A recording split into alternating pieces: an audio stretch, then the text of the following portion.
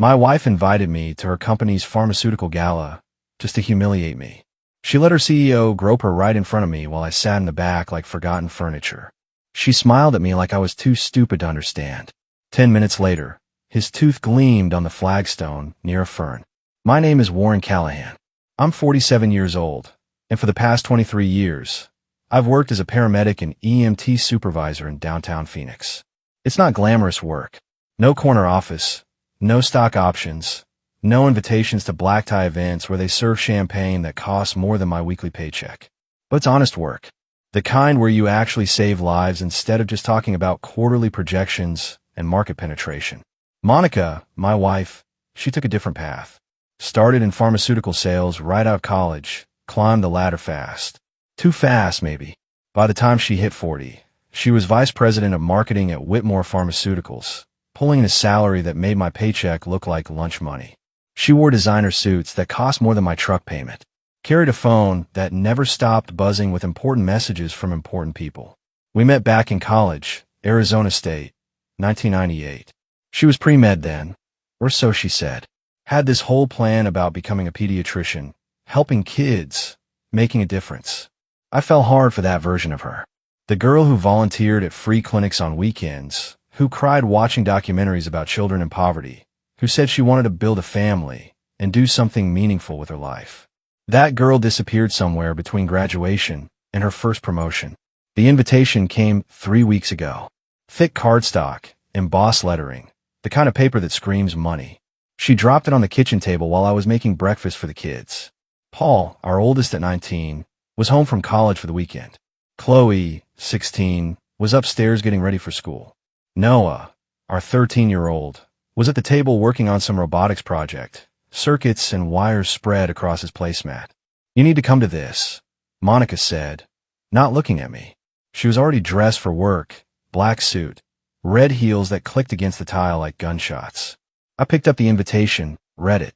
A gala? "Monica, you know I hate these things." "It's not optional, Warren."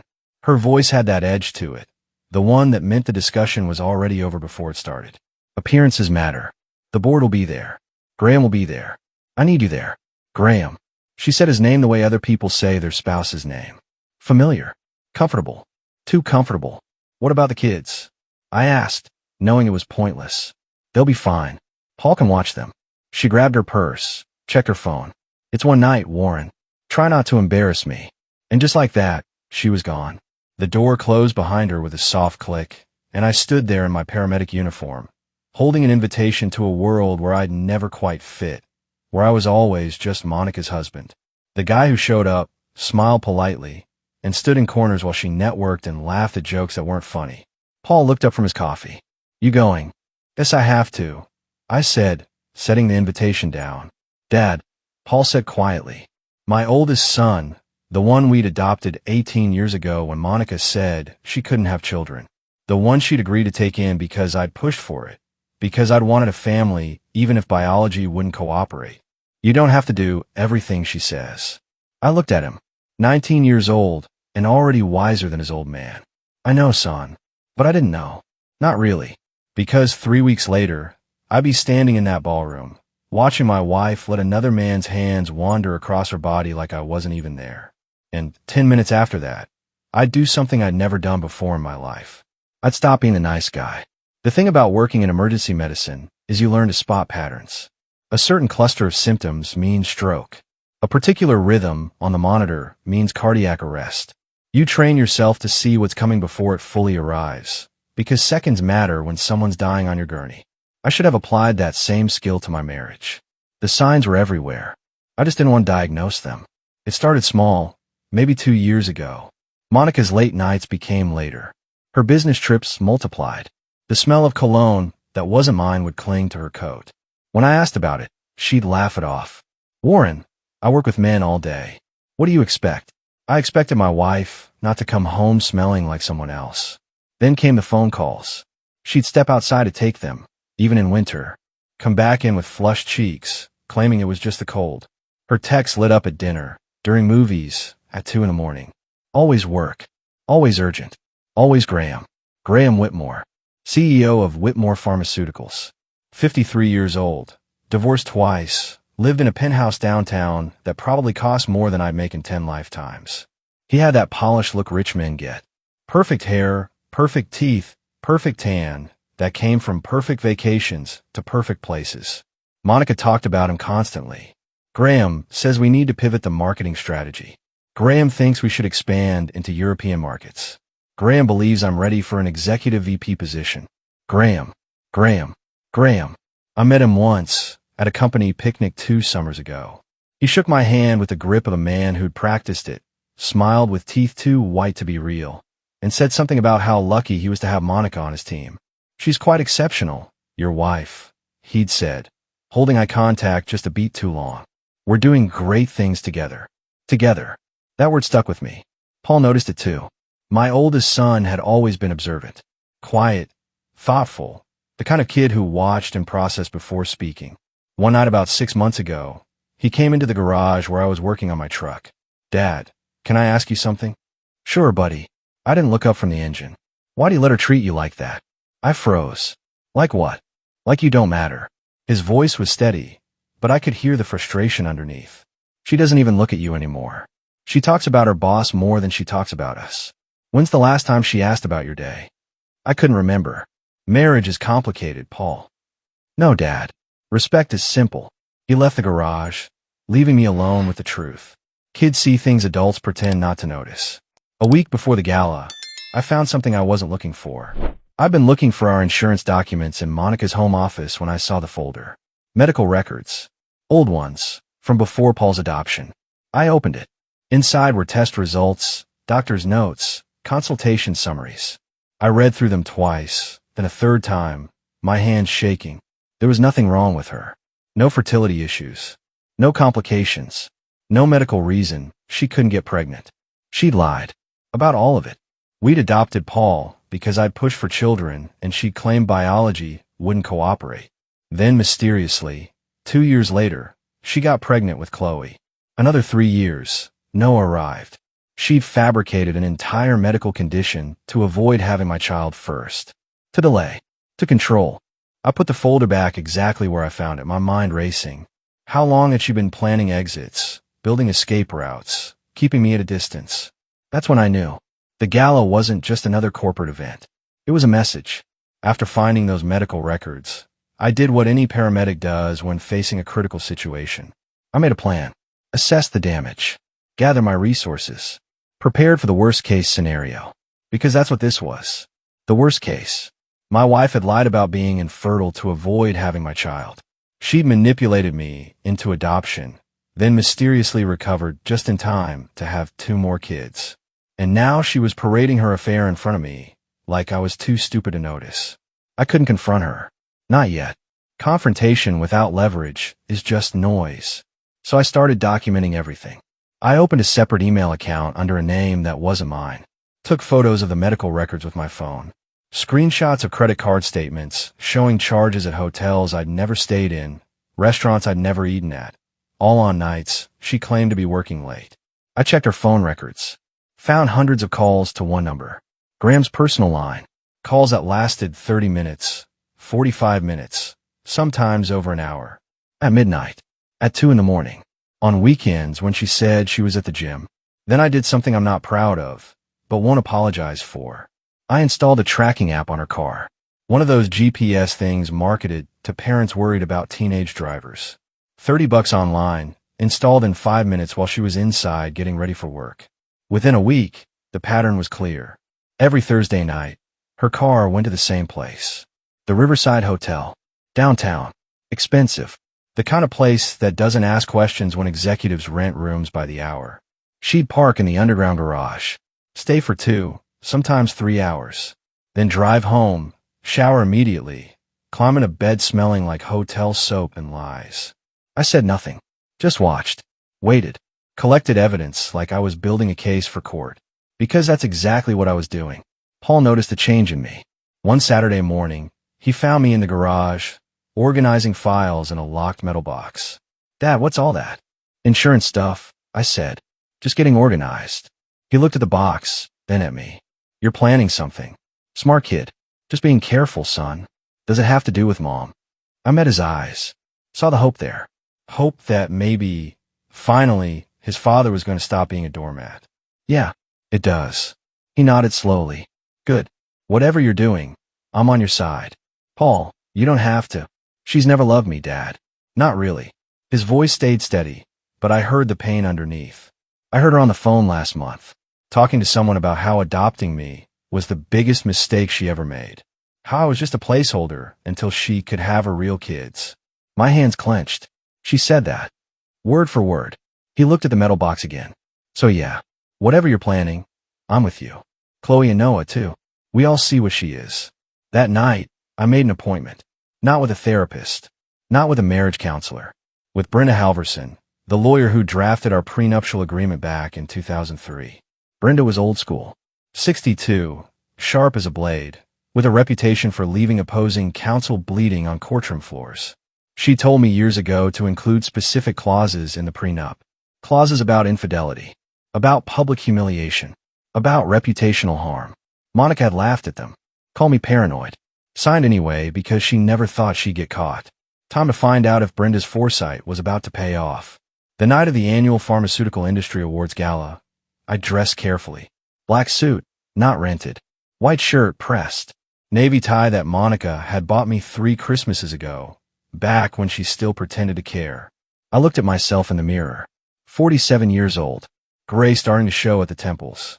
Lines around my eyes from too many night shifts. I looked like what I was. A working man heading into a room full of people who'd never worked a day in their lives. But I wasn't going there to fit in anymore. I was going there to finish something. Monica came out of the bedroom in a red dress that probably cost more than my monthly salary. Low cut, high slit, the kind of dress you wear when you're trying to get noticed. She looked stunning, and I felt absolutely nothing. You ready? She asked, not looking at me. She was checking her phone. Again. Yeah. The drive downtown was silent. She texted the entire way. Didn't ask about my day. Didn't mention the kids. Didn't acknowledge my existence, except to tell me where to park. The Regency Hotel ballroom was exactly what I expected. Crystal chandeliers. Ice sculptures. Waiters in tuxedos, carrying trays of champagne that cost more per glass than I made per hour. Pharmaceutical executives in $1,000 suits talking about profit margins and FDA approvals like they were discussing baseball scores. Monica's name tag was waiting at the registration desk. Dr. Monica Callahan, Vice President of Marketing, Whitmore Pharmaceuticals. Mine said Warren Callahan. No title, no affiliation, just a name. Your table is number 12, the registration woman said to Monica, smiling. Then she looked at me. You're at table 27, near the back. Monica didn't even blink. That's fine. Warren doesn't mind. And just like that, she walked away, headed straight for the front of the room where the executive tables waited. I watched her go. Watched her spot Graham Whitmore at table 12. Watched her face light up in a way it never lit up for me anymore. I found table 27, near the service entrance. Close enough to see the stage. Far enough to be forgotten. The couple next to me introduced themselves. Sales reps. Nice people. Asked what I did. I'm a paramedic, I said. Oh, that's wonderful, the wife said. So important. Important. But not important enough to sit at the front. The speeches started. Some vice president talking about innovation and commitment and partnership. Corporate word salad that meant nothing. Then Graham Whitmore stood up. 53 years old. Perfect hair. Perfect smile.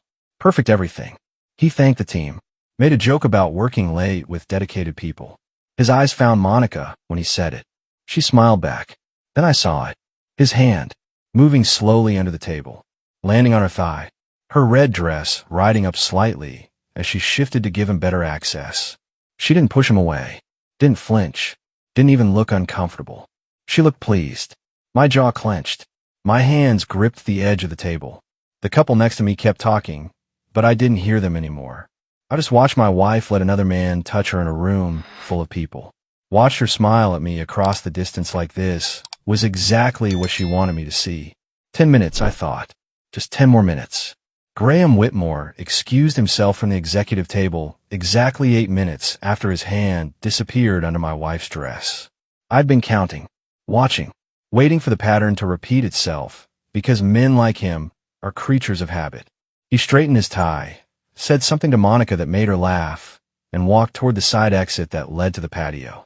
The smoking area, where executives went to make deals and tell jokes they couldn't say in front of shareholders. I stood up. The couple at my table barely noticed. They were deep in conversation about quarterly projections or some other thing that didn't matter. I walked calmly through the ballroom, past tables of people drinking expensive wine and pretending their lives had meaning, past waiters carrying trays of desserts nobody would eat, past the registration desk where my name tag had identified me as nobody important. The patio was barely lit, just a few wall sconces casting amber light across flagstone and potted plants that looked expensive but artificial. Graham stood near the far railing, lighting a cigar. Cuban, probably. The kind you can't get legally, but men like him always have connections for. He heard my footsteps, turned, saw me approaching in my off-the-rack suit with my working man's hands and my paramedic shoulders. "Oh," he said, smiling like we were old friends. "Warren, right? Didn't know you smoked." "I don't." I stopped 3 feet away, close enough to see the smug satisfaction in his eyes. The kind of look men get when they think they've won something. His smile widened. "Then what can I do for you?" "You're going to apologize." The smile faltered. "Just for a second. Excuse me for putting your hands on my wife. In front of me. In front of everyone." My voice stayed level, calm, the way it does when I'm talking someone down from a ledge or telling a family their loved one didn't make it. "You're going to apologize." He laughed. Actually laughed. One of those short, dismissive sounds that rich men make when poor men challenge them. "Look, Warren, I don't know what you think you saw. I saw you grill my wife at table 12 while she smiled at me like I was too stupid to notice. I saw your hand on her thigh. I saw her let you." He took a drag from his cigar, exhaled slowly. "Your wife and I have a professional relationship. A close professional relationship. We work well together. That's all. That's all. That's all." He leaned against the railing. Casual.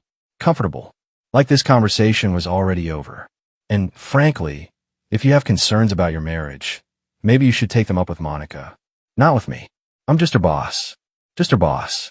The words hung there between us like smoke. "So you're not going to apologize. For what?" He spread his hands.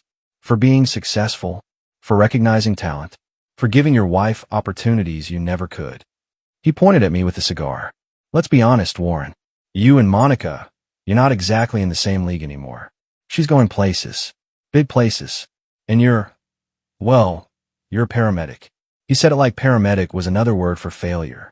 "She deserves someone who can keep up with her," Graham continued. "Someone on her level. Someone who understands ambition and power and what it takes to win." He smiled again. "Someone like me." I didn't say anything. Just looked at him. Really looked at him. 53 years old. 2 divorces. A history of affairs with employees that his lawyers paid to keep quiet. A man who thought money and position made him untouchable. "You done?" I asked quietly. "Yeah, I'm done. Now if you'll excuse me." I hit him once. Clean. Direct. Right on the jaw. Not a wild swing. Not an emotional outburst. Just a single, precise punch delivered with 23 years of lifting patients and equipment and working double shifts that kept my body strong. His head snapped sideways. The cigar flew from his hand in a spinning arc of red ember. His knees buckled. He went down hard, back slamming against the flagstone with a sound like a rug being beaten. A tooth skittered across the patio. One of his front ones. It caught the amber light, gleaming white against dark stone before rolling to a stop near a potted fern. He lay there, stunned, mouth open, blood starting to pool where the tooth used to be. His perfect smile suddenly very imperfect. I stood over him, adjusted my cuffs, looked down at the man who thought he could take my wife because he had more money in a corner office. "That's for touching her," I said, "and for thinking I wouldn't do anything about it." Then I walked back inside, left him bleeding on the patio with his Cuban cigar smoldering on the flagstone and his tooth keeping it company. I walked back in the ballroom like nothing had happened, straightened my tie, grabbed a glass of water from a passing waiter, returned to table 27, where the couple next to me was still discussing market shares and profit margins. "Everything all right?" the wife asked. "You were gone a while." "Just needed some air," I said. 5 minutes later, the murmur started. Low at first, then spreading. People whispering, looking toward the patio entrance. A waiter rushed past, moving quickly toward the service area. Then Graham Whitmore appeared. He walked slowly, One hand pressed his mouth.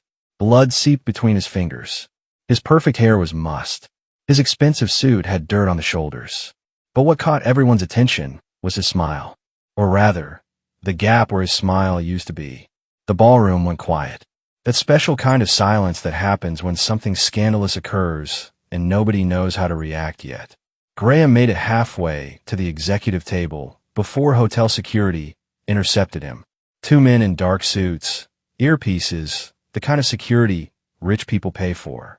They surrounded him, speaking in low, urgent tones. Monica stood up from table 12. Her face had gone pale. She looked around, scanning the room. Her eyes found me at table 27. I raised my water glass. Smiled. Just a little.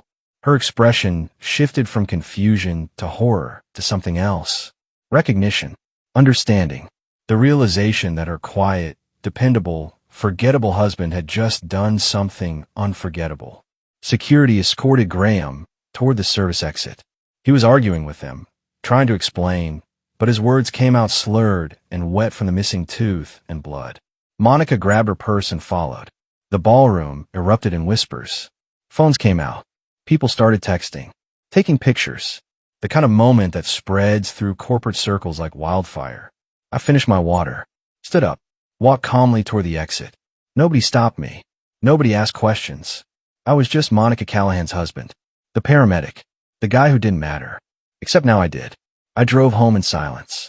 No radio, no phone calls, just the sound of tires on pavement and the echo of Graham's head hitting flagstone. When I got home, the kids were still awake. Paul was in the living room with Chloe and Noah, watching a movie. Dad. Paul stood up when I walked in. You're back early. Where's Mom? Still at the gala, I said. He looked at me. Really looked.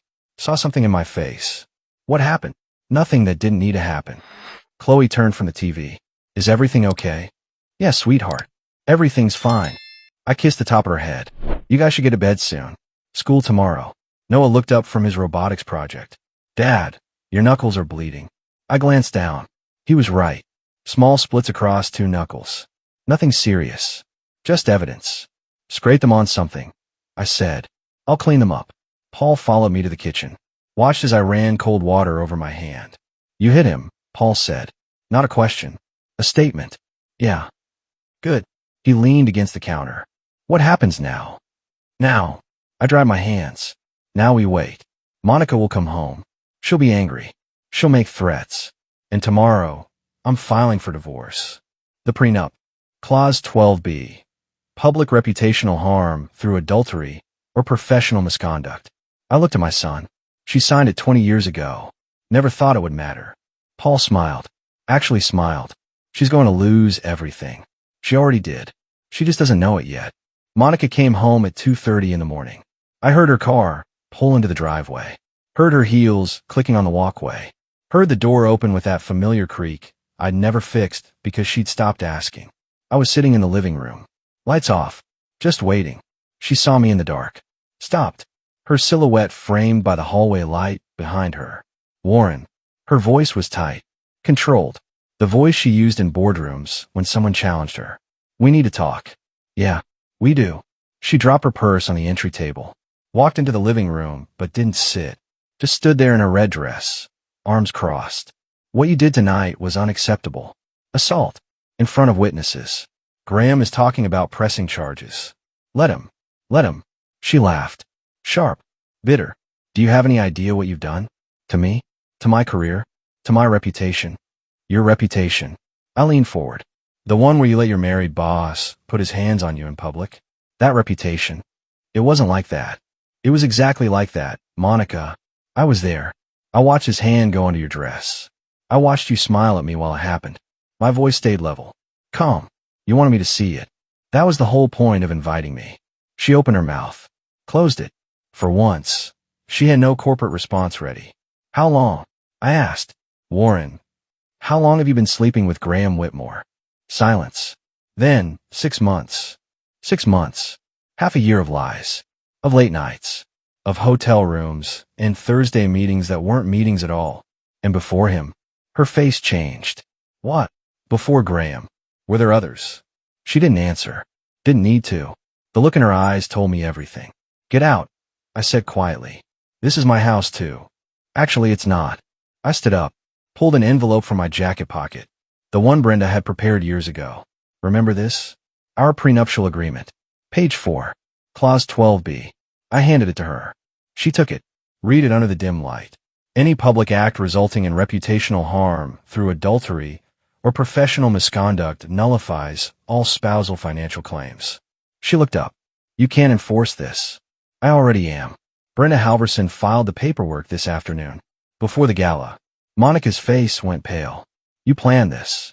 No, you planned this. I just prepared for it. I walked to the door. Opened it. You have until Monday to move out. After that, the locks change. The kids stay with me. Paul's already 18. He can testify. And he will. I looked at her. Really looked at the woman I'd married 20 years ago. The woman who'd lied about being infertile. Who'd used our adopted son as a placeholder. Who destroyed our family for a corner office and a man with perfect teeth and no morals. Chloe and Noah will choose to. Want to guess who they'll pick? She stood there. Red dress. Perfect makeup. Perfect hair. Perfectly alone. You'll regret this, she said. The only thing I regret is not doing it sooner. I gestured to the open door. Leave. She grabbed her purse. Walked past me without another word. Got her car. Drove away. I closed the door. Locked it. Stood there in the dark house that suddenly felt bigger. Emptier. Cleaner. Paul came down the stairs. She's gone. Yeah. He walked over. Put a hand on my shoulder. You okay, Dad? Yes, son. I'm okay. For the first time in years, I actually meant it. Monday morning came faster than I expected. I called in sick to work. First time in 3 years. Spent the morning at Brenda Halverson's office instead, signing documents that would end my marriage and secure my future. You're sure about this? Brenda asked, pen hovering over the filing paperwork. Once I submit this, there's no going back. I'm sure. She nodded. Signed. Stamped. Done.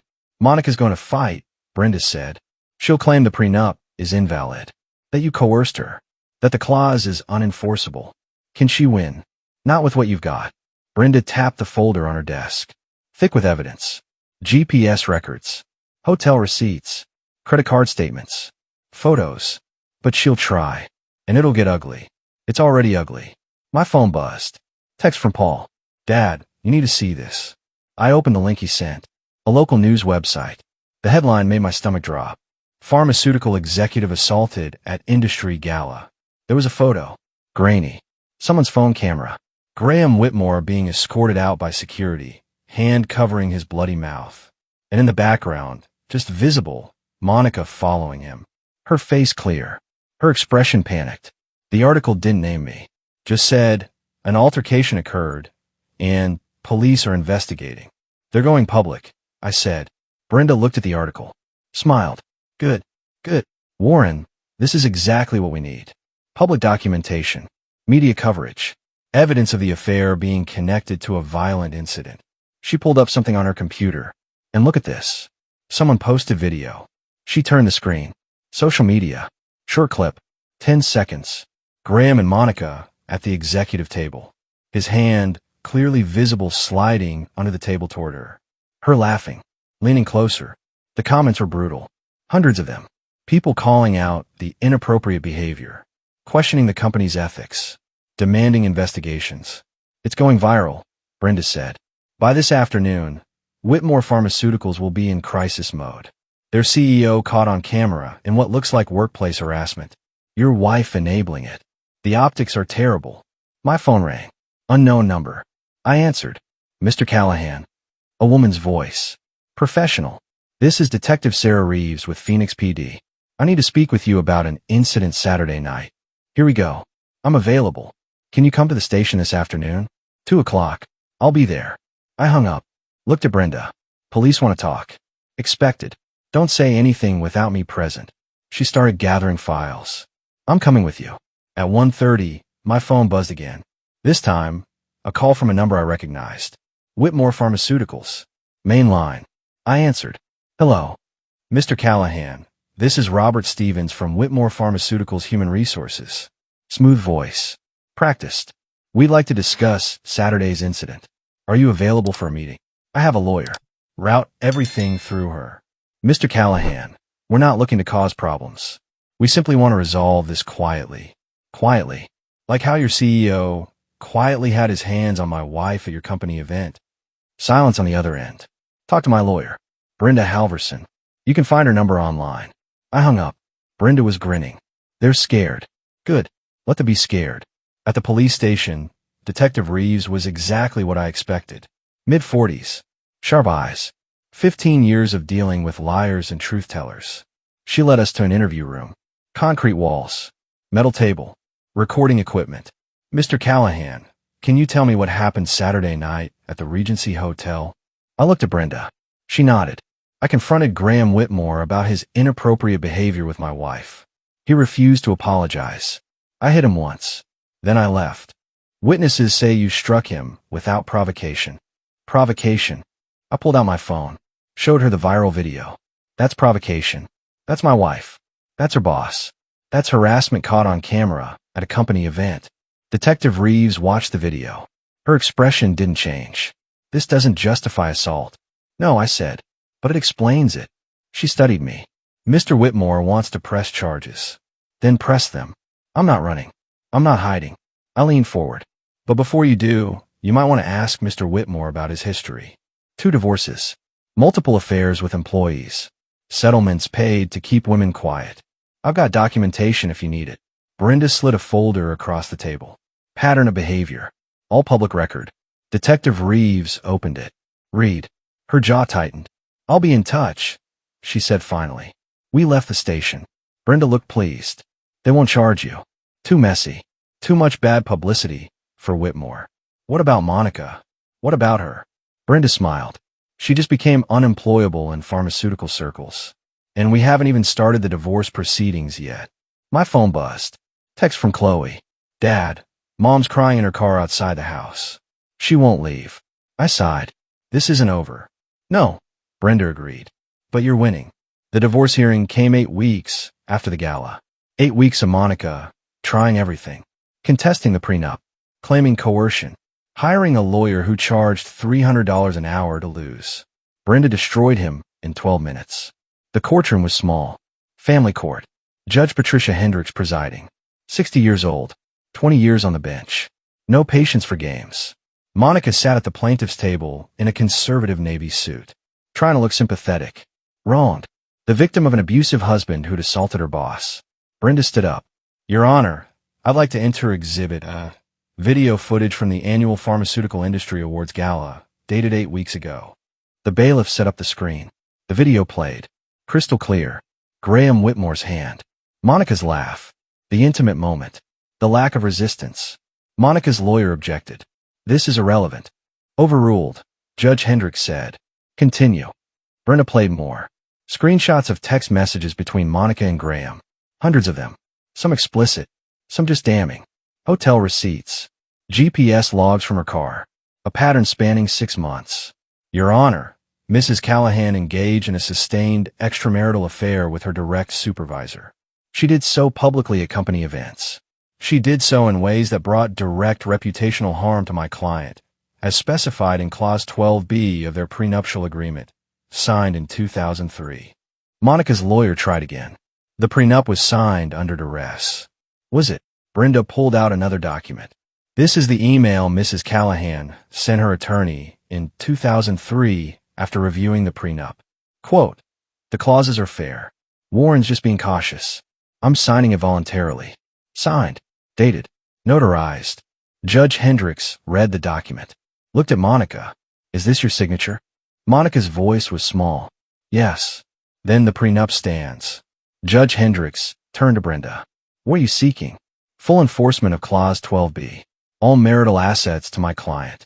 Primary custody of the 2 minor children. Mrs. Callahan to retain only assets she brought into the marriage and her personal vehicle. Your Honor, that's excessive. Monica's lawyer started. Is it? Judge Hendricks looked at Monica. Mrs. Callahan, did you engage in an extramarital affair with Graham Whitmore? Silence. Answer the question. Yes. Monica's voice cracked. Did you do so at public company events where your husband was present? It wasn't like that. Yes or no? Yes. Judge Hendricks made a note. Call your first witness, Ms. Halverson. I call Paul Callahan.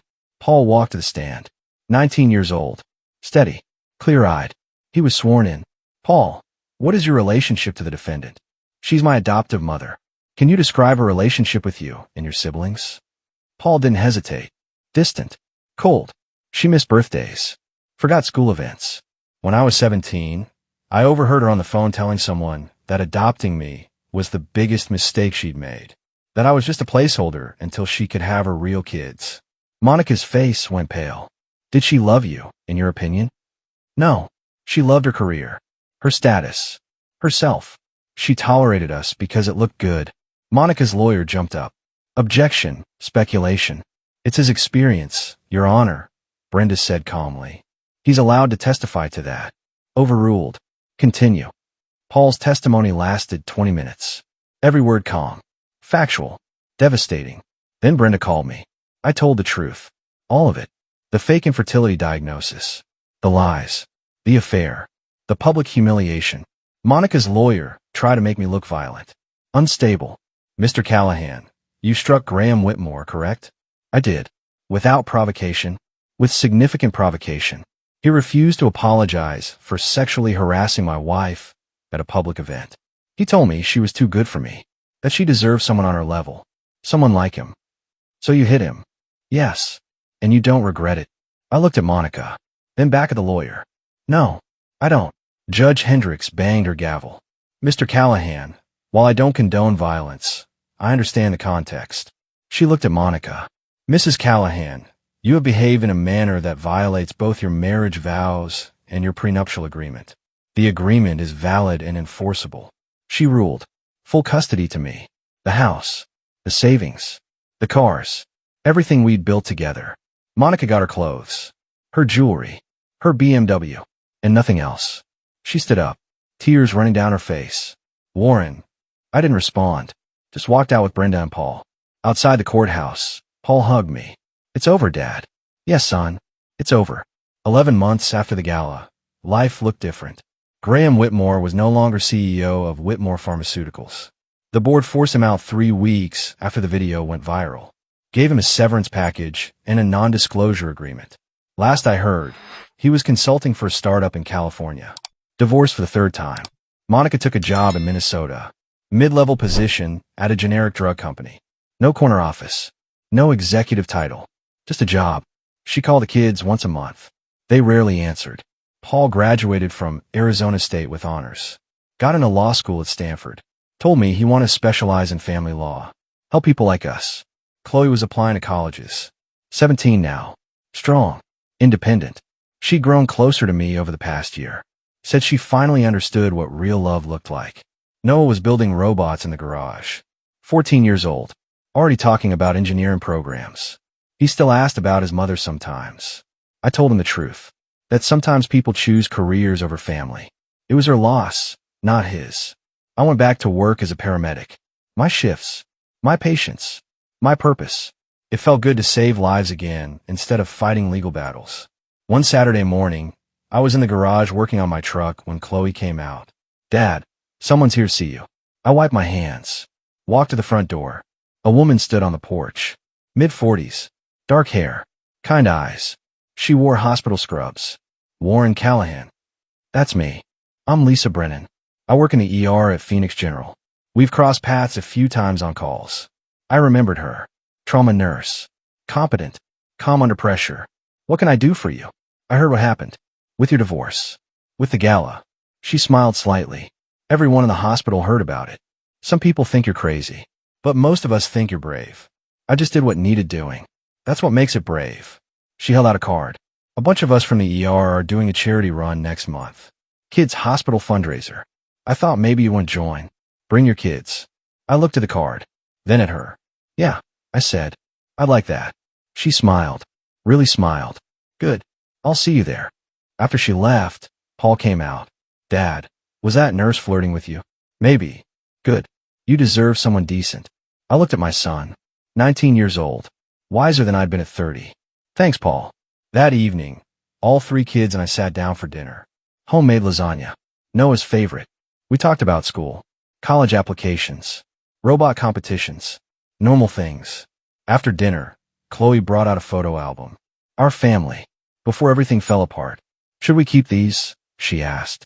The ones with Mom. I looked at the photos. Monica smiling. Younger. Different. Before ambition ate everything else. Keep them, I said. Not for her. For you. So you remember where you came from. Noah looked up.